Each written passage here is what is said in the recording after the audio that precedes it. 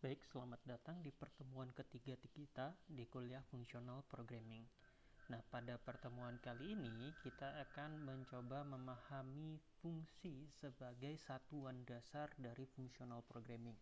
Nah, Anda mungkin sudah memahami dari pertemuan-pertemuan sebelumnya bahwa dalam Functional Programming kita akan membuat ide kita atau menyusun program kita sebagai kumpulan dari fungsi. Nah, sekarang kita akan coba memahami apa yang disebut sebagai fungsi itu tersebut. Jadi kita akan mencoba memahami fungsi itu apa dan bagaimana fungsi itu diterapkan di dalam bahasa pemrograman. Jadi nanti kita bisa melihat fungsi itu nanti bekerjanya seperti apa. Oke, dalam pertemuan ini nanti kita akan berusaha untuk mendapatkan dua hasil ini ya. Pertama, Anda bisa menjelaskan perbedaan antara prosedur dan fungsi berdasarkan ciri utamanya. Dan kedua, Anda dapat bisa memahami apa itu fungsi secara sederhana. Nah, untuk yang pertama ini penting karena nanti sebenarnya kita akan selalu pada prakteknya mungkin sama kalau kita menggunakan suatu bahasa pemrograman. Contoh Java. Java itu bisa digunakan sebagai prosedural, bisa digunakan sebagai object oriented, dan bisa digunakan sebagai fungsional. Python juga sama, dia bisa digunakan sebagai prosedural, bisa digunakan sebagai object oriented, dan bisa digunakan sebagai fungsional. Sehingga sebenarnya satuan unit dasarnya pada saat kita bicara struktur program yang paling kecil itu antara prosedur dan fungsi. Implementasinya sama, tetapi di dalam rancangannya itu kita harus paham apa yang kalau kita sebut prosedur dan apa yang kita sebut fungsi. Nah, kita akan mulai. Ini mungkin sudah pernah kita bahas di pertemuan sebelumnya ya, mengenai perbedaan imperatif dengan fungsional. Nah, di sini saya akan ambil lagi. Kita akan lihat di kotak yang biru ini. Ini ada sekumpulan langkah yang akan membantu kita untuk membuat teh secara rinci dan akan membawakan tehnya itu ke saya. Jadi kita bisa lihat ada langkah dari 1, 2, 3, 4 dan segala macam. Anda bisa lihat bahwa setiap langkah itu merupakan sequential. Dengan kata lain, setelah satu tugas selesai atau satu langkah selesai, maka kita akan berlanjut ke langkah selanjutnya. Sampai akhirnya kita bisa mendapatkan hasil. Sementara kalau fungsi untuk yang sama, untuk hasil yang sama, kita cukup menyebutkan seperti ini, make me a cup of tea. Jadi buatkan saya teh. Nah, di sini sebenarnya kalau kita lihat luarannya sama antara prosedur dengan fungsi. Di prosedur hasil akhirnya tetap sama, saya mendapatkan teh. Di fungsi juga sama, saya dapat teh. Cuman fokus dari bagaimana kita mendapatkan tehnya itu berbeda. Di prosedur fokus pada langkah pengerjaan. Jadi di prosedur akan dibimbing gimana caranya kita dapat teh. Sementara kalau di fungsi itu tidak peduli kita seperti apa langkahnya, yang penting saya dapat teh. Jadi kita fokus pada deklarasi luarannya saja. Nah, di sini tentu saja ada kelebihan dan kekurangan.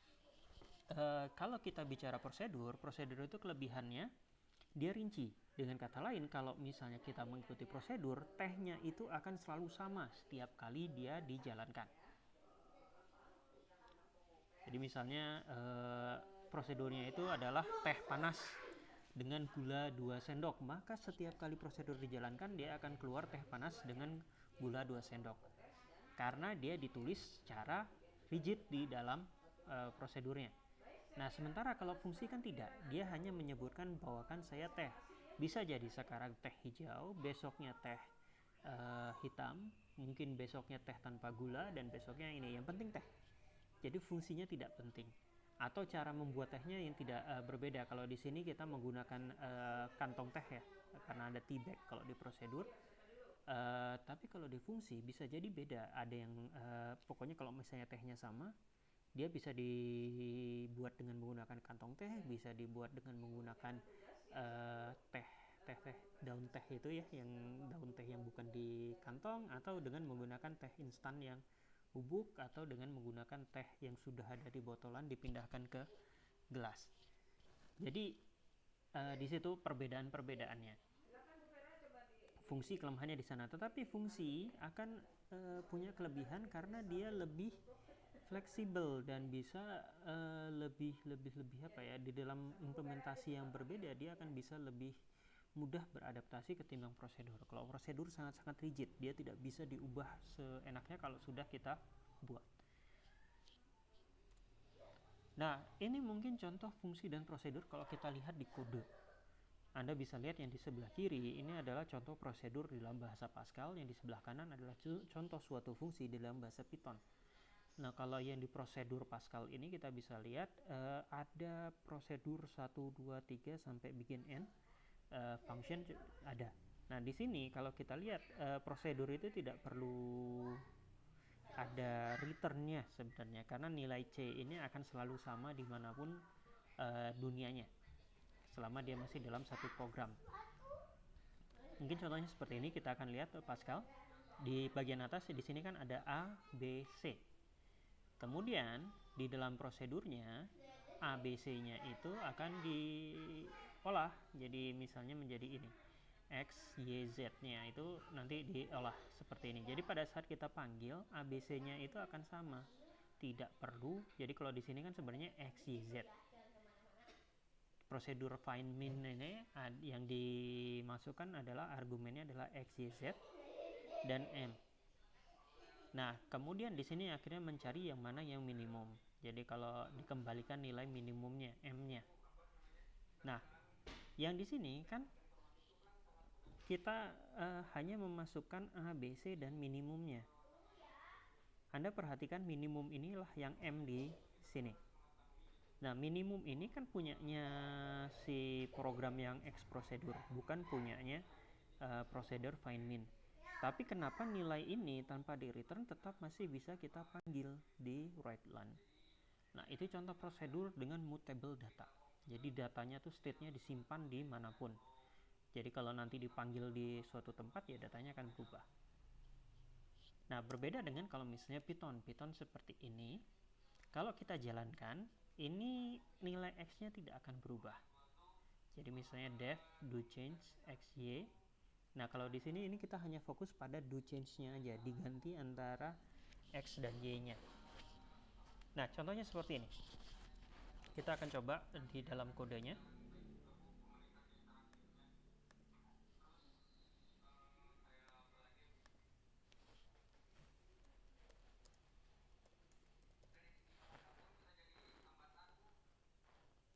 Saya akan coba ketikkan sebentar ya.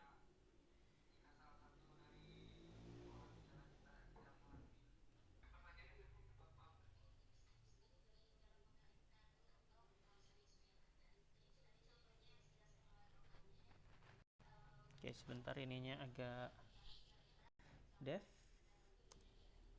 do change. Sebentar.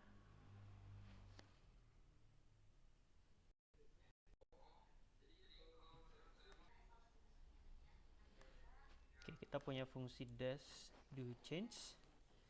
Inputnya adalah X dan Y.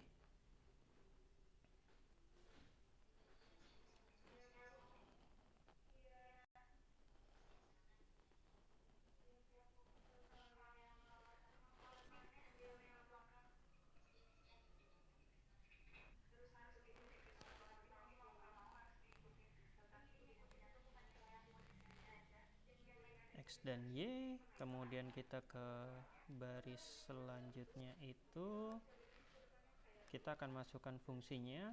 X itu akan diubah dengan menggunakan fungsi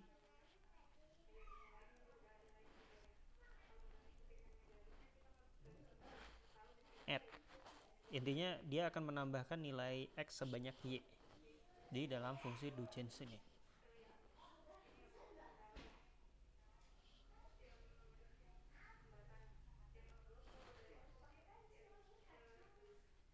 Kemudian kita akan return X-nya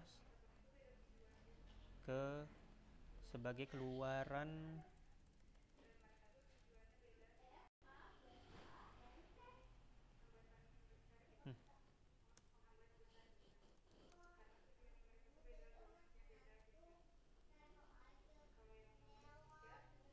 Nah, Kemudian kita akan coba panggil si X-nya. Kalau misalnya X-nya sama dengan pertama 1, kita kemudian akan lihat nilai X pertamanya itu apa.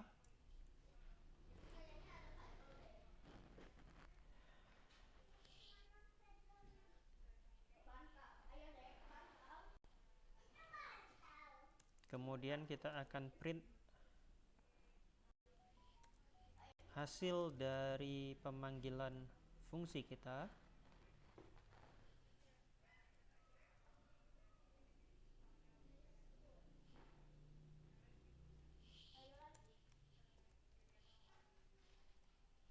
Yang kita masukkan nilainya X dan 2.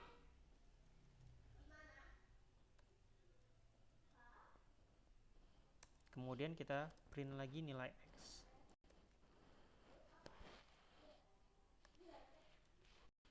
Nah, bila kita jalankan, ini fungsinya hanya pada saat dipanggil saja nilai X-nya berubah. Kalau kita jalankan, hasilnya di sini nanti 1, di sini ketiga, di sini tapi kembali lagi ke 1. Kita tunggu. Mungkin agak lama. Oke, kita akan lewatkan terlebih dahulu. Oh ya, ini sudah mulai berjalan. Kita tunggu sebentar lagi. Nah, hasilnya 1, 3, 1. Di yang X pertama tetap 1, di X kedua ini akan berubah menjadi 3, tapi X aslinya 1. Jadi di sini X yang global ini tidak berubah nilainya, tetapi yang berubah hanyalah X lokal yang ada di dalam fungsi. Nah, itu perbedaan antara fungsi dengan prosedur yang paling umum ya. Bagaimana kita bisa membedakan antara fungsi dan prosedur kita. Nah, kita kembali lagi.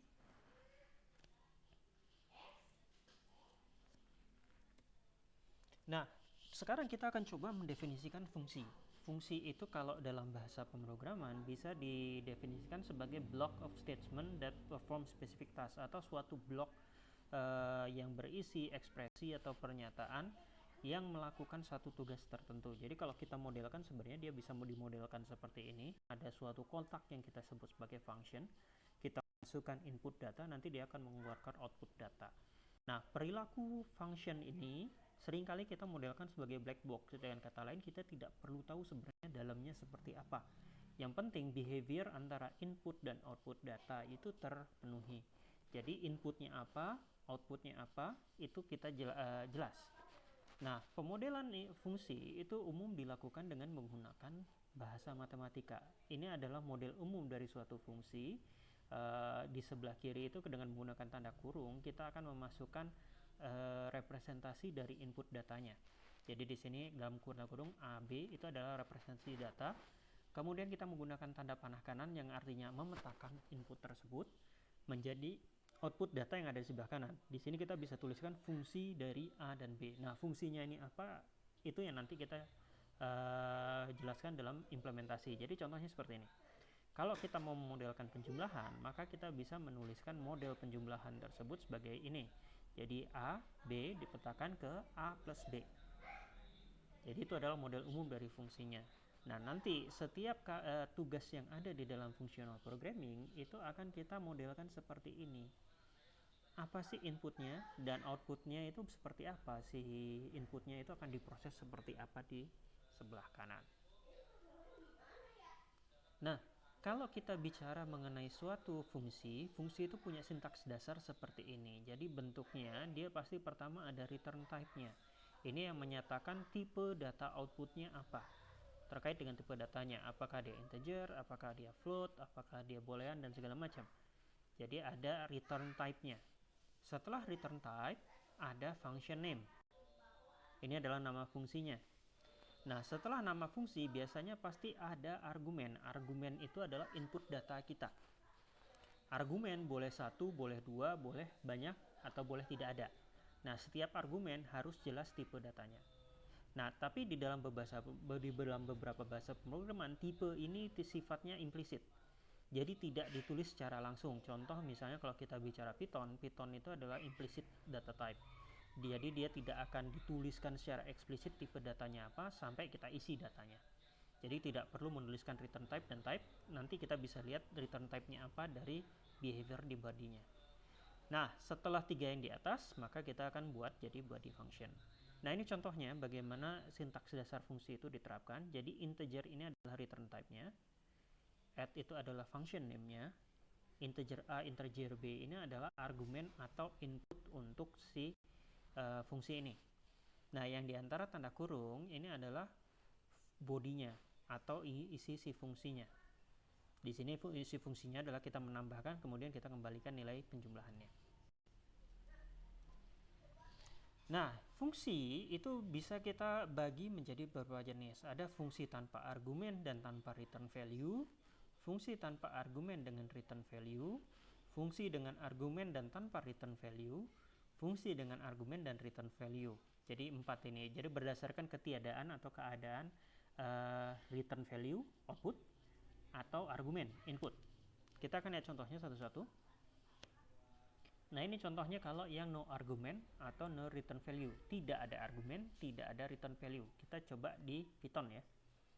Ada suatu fungsi, Anda bisa lihat di bagian argumennya dia kosong, berarti adalah tipe yang no argument. Di dalam bodinya tidak ada kembalian data yang ditandai dengan tidak adanya keyword return. Itu berarti tidak ada return value, karena di sini fungsi ini akan langsung memprint. Jadi ini adalah tipe yang tidak ada argumen, tidak ada return value. Kalau tidak ada argumen dengan return value, maka kita akan bisa lihat di sini di bagian argumennya kosong, tapi di dalam bodinya kita akan menemukan adanya keyword return. Nah, tipenya apa? Kita bisa lihat apa yang di return. Di sini yang di return adalah string, berarti return value-nya itu adalah string. Selanjutnya, ini adalah tipe yang ada argumen tapi tidak ada return value. Cirinya di dalam bagian sintaks untuk argumen ada isinya. Tapi di dalam bodinya tidak ada keyword return yang menandakan bahwa ada data yang dikembalikan. Nah, fungsi terakhir itu ada keduanya, ada argumen, ada return value. Jadi seperti ini. XY return C. Jadi ada argumen di dalam bagian argumennya, kemudian ada keyword return. Nah, kalau kita kembali ke contoh kita tadi, ini adalah do change, itu adalah tipe yang kita sebut sebagai fungsi dengan argumen dan dengan return value. Kenapa? Karena kalau kita lihat argumennya ada, yaitu X dan Y. Kita juga bisa lihat return value-nya juga ada, yaitu nilai X yang dikembalikan yang sudah difungsikan. Nah, itu adalah gambaran mengenai fungsi. Intinya kalau kita akan banyak menggunakan Python ya. Fungsi di Python itu ya itu. Intinya, kalau Anda ingin membuat fungsi, Anda harus tahu sebenarnya fungsi itu untuk apa. Apa yang ingin dicapai oleh fungsi tersebut. Tidak usah memperhatikan secara rigid apa yang harus dilakukan di dalam fungsi. Baik, demikian untuk penjelasan kita kali ini. Kita akan bertemu lagi di pertemuan selanjutnya. Terima kasih.